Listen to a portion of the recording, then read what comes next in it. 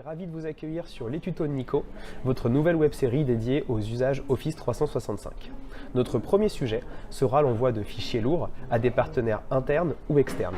En effet, ce sujet est de plus en plus présent dans les entreprises avec l'utilisation de la vidéo, de la photo et de l'envoi de documents de plus en plus lourds ou de l'envoi massif de documents.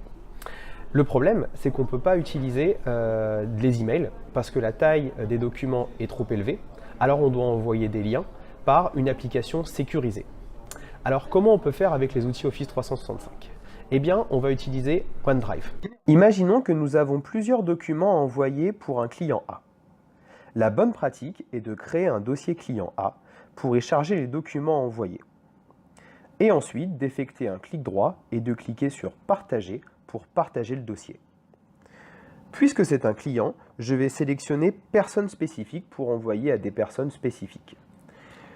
Je vais également désélectionner la modification pour qu'il ne puisse pas l'ouvrir en modification mais seulement en lecture seule. Je vais pouvoir alors envoyer le lien par email. Le client A recevra alors un email avec un lien. En cliquant dessus, il accédera à une fenêtre dans son navigateur où il pourra rentrer son adresse email pour s'authentifier. Ensuite, pour s'assurer de l'identité du destinataire, il lui sera demandé de rentrer un code.